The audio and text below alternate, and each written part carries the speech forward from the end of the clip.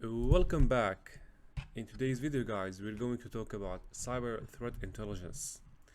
We're gonna go over the concepts, explain terminologies, and of course we're gonna talk about how to create a threat intelligence campaign. First, let's go and explain what is threat intelligence. So threat intelligence can be explained from two perspectives: red team perspective and blue team perspectives. So the two perspectives are actually the same, but the definition differs. So let's first understand what is the perspective, or what is cyber threat intelligence when it comes to the red team, and what is cyber threat intelligence when it comes to the blue team. So from the red team perspective, red teams all the time, they collect information, they collect data from something called threat intelligence framework. So red teams all the time, they go to threat intelligence frameworks. Threat intelligence frameworks, guys, there are many, but most prominently we have the MITRE and TIBER and the OST map. So MITRE number 1 and TIBER number 2, 3, OST map. These threat intelligence frameworks, they collect indicators of compromise. They collect TTPs. TTPs stand for tactics, techniques, and procedures. So they collect all of this information about adversaries, so that these information are available for defenders and of course red teamers. So red teams, they collect data from cyber threat intelligence frameworks. Of course, they collect the data to emulate adversary behavior. So basically, you may be confusing the cyber threat intelligence from the red team perspective with the penetration testing. So basically, in penetration testing, we saw that the red team, they try to simulate an attack, right? Attack simulation. And we saw that this is called pen testing. But in cyber threat intelligence, red team actually, they emulate the attacker's behavior. So here we talk about behavior emulation, and this is cyber threat intelligence. So what's the difference basically? In penetration testing, we go over a specific methodology. We go over a specific framework called the cyber kill chain, in which we go through the steps the attacker would take when they conduct a cyber attack. But in cyber threat intelligence, the red team collect data from threat intelligence frameworks, all right, about adversaries, about attackers, and see their techniques, see their procedures, see their tools, so that they would create something to test the blue team's ability. Now, when it comes to blue team perspective, blue team collect also the same information. They collect information about threat groups, they collect information about the tactics, and they collect information about the objective of the attackers. They use this information to build defenses. So that is the definition of cyber threat intelligence from both the red team and the blue team perspective. Red teams, they use the collected data to emulate attackers' behavior and to test the blue team defenses. Blue teams, they use the collected data to build defenses. They use indicators of compromise. So you have something called IoCs. IoCs stand for indicators of compromise. These guys are usually IPs, hashes, domains, etc. These are artifacts left by an attacker. For example, when a machine is compromised by an attacker, the attacker would create a backdoor that connects back to a C2 server. The C2 server has an IP. The malware has a hash. The C2 server has a domain. These are called IoCs. IoCs are also collected by threat intelligence frameworks. Blue team collect these IoCs. They collect information about threat groups, etc. to build defenses, to tweak intrusion detection systems, and to make firewalls and other security software more able to spot an attack. That's for the definition. Now let's talk, what is TTPs? So TTPs stand for, first thing, tactic. All right. Next, you have techniques, and lastly you have something called the procedure. So what are these? The first thing we should understand is that TTPs are also collected by red teams and blue teams. So basically, TTPs, the first thing we have is the tactic. The tactic is the objective of the attacker. What the attacker wants, or what is the group of attackers want out of this attack. Do they want to exfiltrate financial records? Do they want to establish persistence? First, we understand what's their tactic. Next, we go over the technique. The technique is how the adversary achieves the objective or the goal. Or in another word, the technique is how the attacker achieves the tactic. How do they do it? How the attackers would exfiltrate financial records from a bank. Another example would be about the technique is how the adversaries or how the attackers would be able to control SCADA systems used to control nuclear weapons or nuclear power plants. So in the technique, we see how the attackers achieve the tactic. In the tactic, we see what is the objective. Finally, the procedure. The procedure is actually talks about the details. In the procedure, we see how the technique is executed. And as you can see, every one of these talks about the one that precedes it. In the technique, we talk about the tactic, how it's accomplished, and in the procedure, we talk about how the technique is accomplished. The procedure normally includes information about the software used, the cyber kill chain the adversary has gone through, and other details we will see later. Okay, so now let's talk about threat intelligence frameworks. The first thing we have the MITRE. We will see them in the practical scenario. Second, we have the Threat Intelligence-Based Ethical Red Teaming EU, created by the EU Central Bank, mostly applicable for financial sector. And lastly, the OST map. So all of these, they collect information about the TTPs and IoCs. But the information collected by threat intelligence frameworks, or what do we call it, information sharing and analysis centers, they categorize the information based on threat group, based on kill chain phase, tactic, and objective/goal. So if you notice here the kill chain phase is actually an example of a phase in a collection of phases. The collection of phases is called the cyber kill chain. The cyber kill chain is actually you can say it's the steps the attacker would take in order to achieve the goal, starting from the reconnaissance and ending up with the action on objectives.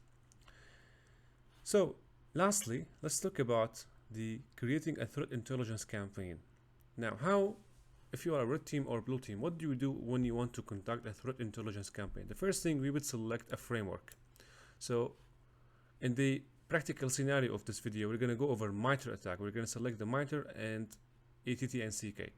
And a general kill chain. The general kill chain, we will use the Martin Lockheed. The Martin lock chain.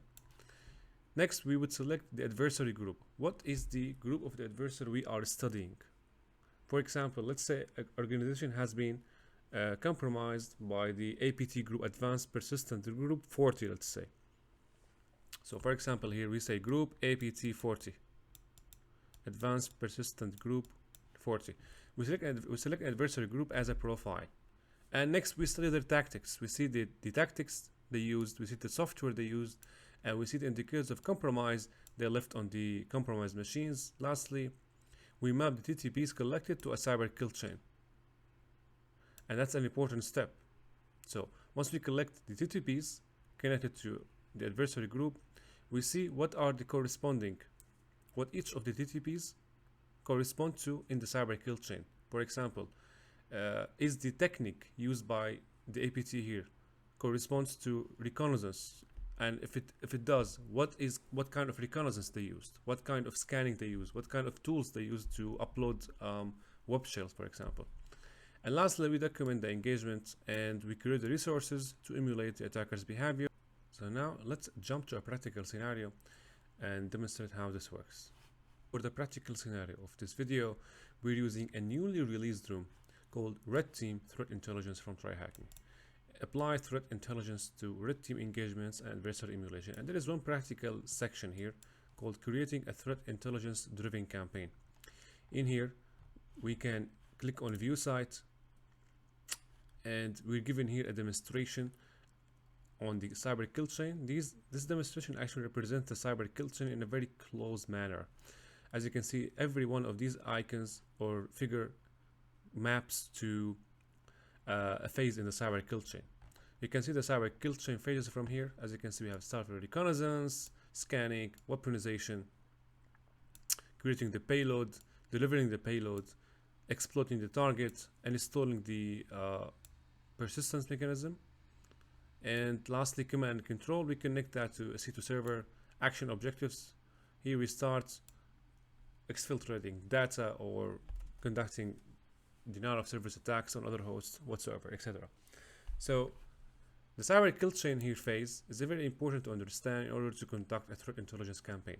So every chain, every phase in cyber kill chain is mapped to the corresponding MITRE, APT, and CK technique here. The mapping is very important in the threat intelligence campaign creation. So let's go back to the demonstration. So as you can see here, with every figure that corresponds to a phase in the cyber kill chain, we need to put here the corresponding technique used by an attacker or a threat group. So for this scenario, we selected the APT41 as the adversary group.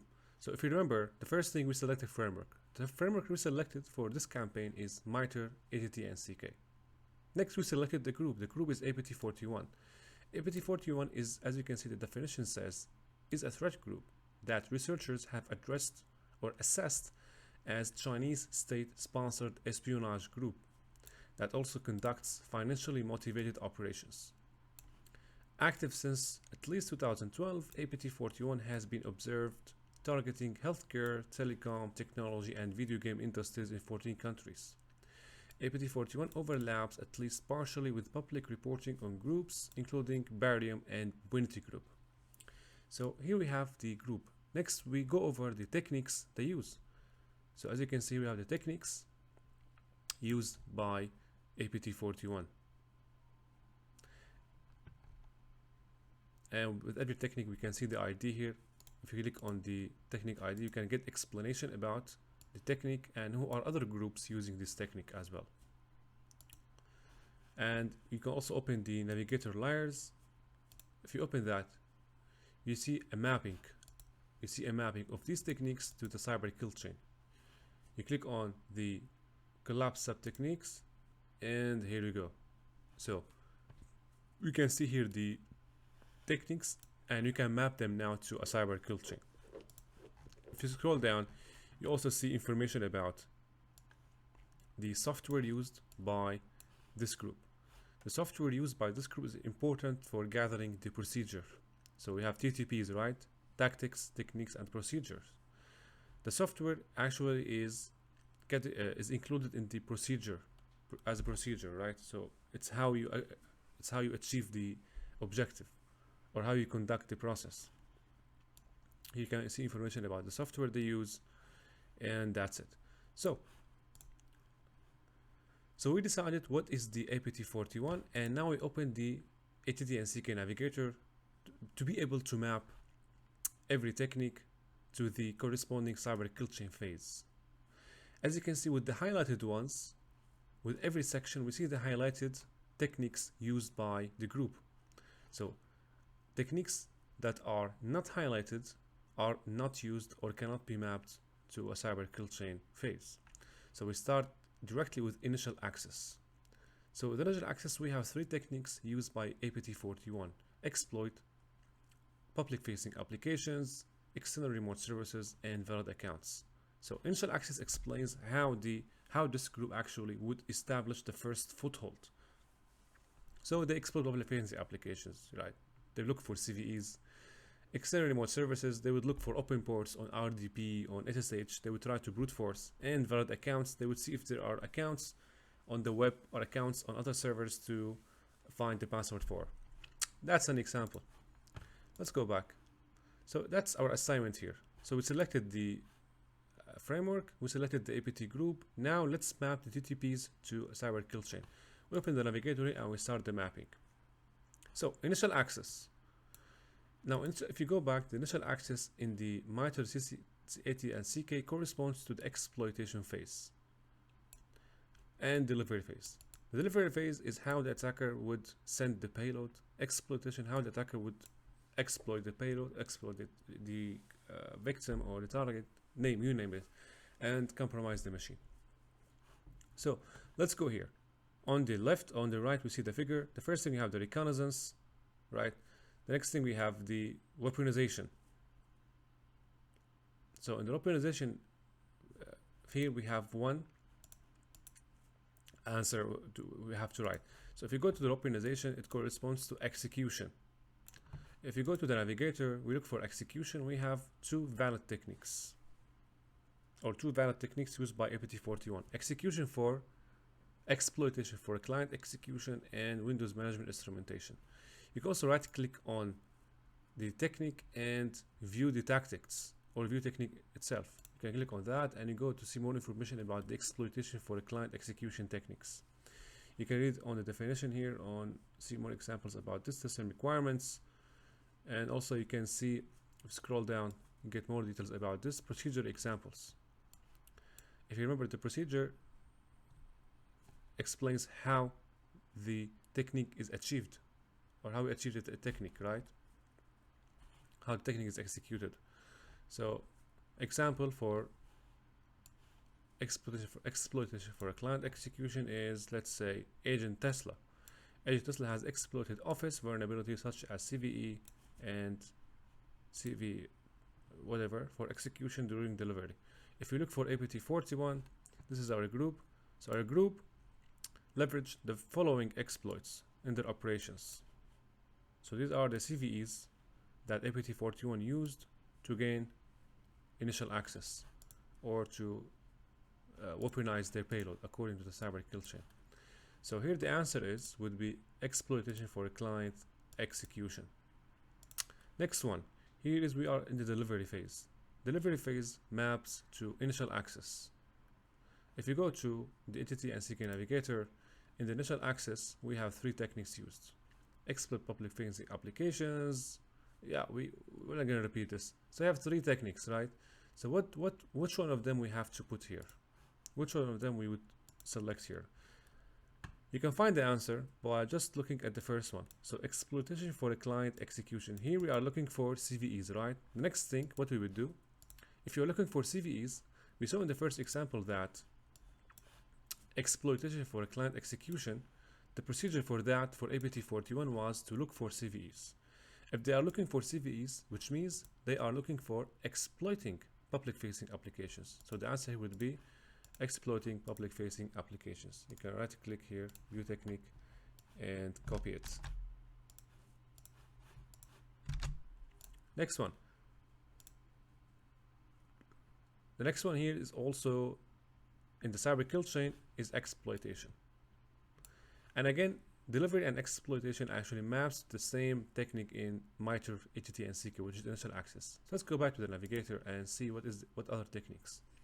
External remote services, valid accounts. So which one of them? So let's go back to the, actually I need to close these. I don't want to be confused. Okay. Let's go back to the navigator and see. So the first thing we looked for, the APT41 looked for CVEs. Next, they exploited the CVEs. And what would they do next? External remote services, valid accounts. So my initial guess is that exploit public facing applications is here. And before public facing applications, they deliver the exploit via either remote services or valid accounts. So since we are exploiting public facing applications, it means we are performing the exploit on a current service, which means the answer for the question is external remote services. So here how it goes. First thing, we looked for CVEs. Next, we looked for external services that are vulnerable to these CVEs. And lastly here, For the exploitation, we executed the exploit on the service. Okay, on this phase, we are in the installation phase. In MITRE, ATT, and CK, it corresponds to persistence, defense, evasion. If you go to defense evasion, you see we have 2 techniques or more. 2, 3, 4, and 5, 6. So 6 ones. Alright, so this makes sense. After the APT41 has gone through the cyber kill chain phases, after they identified the CVEs, after they identified services and public services vulnerable to these CVEs, exploited the CVEs, next they would want to establish persistence. So what are the techniques? What could be one of these? Actually, well, all of these are valid, but we want to find the exact answer. So if you scroll down and look for valid accounts, view technique. So for valid accounts, let's go to APT41, see what would they do. APT41 use compromised credentials to log into other systems. So it could be this answer, it could be rootkit, it could be process injection. So for me, I've answered with valid accounts. So I wrote here valid accounts. So that's how the APT41 established persistence. They would compromise other accounts on the system and keep them in their pocket to get back to when they want to log, whenever they want to log in back to the compromised system. Lastly, we have command and control. For command and control, actually, the phase is the same, or the phase in the cyber kill chain maps the same technique in MITRE, ATT, and CK. Go back to the navigator and we see command and control. In the command and control, we have 4 techniques: fallback channels, ingress tool transfer, multi-stage channels, and proxy. Let's take a look at fallback channels and look for APT41. APT41 used the Steam community page as a fallback mechanism for C2. So the answer for it is fallback channels. Of course, we don't know which one of these. I didn't know which one of these, right? I just tried them. And lastly, we have action and objectives, corresponds to exfiltration impact. In the exfiltration impact, you see we have nothing in here.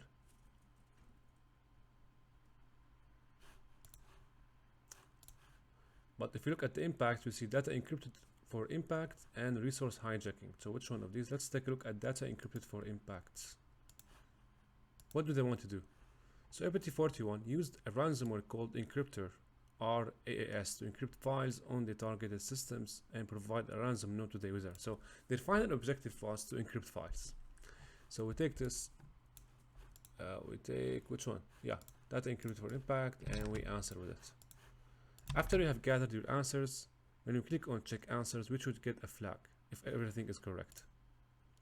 So you have, as you can see, at least one of your answers is incorrect, and it is the one highlighted with red. Everything else is correct. So in the delivery phase, we selected external remote services. Okay.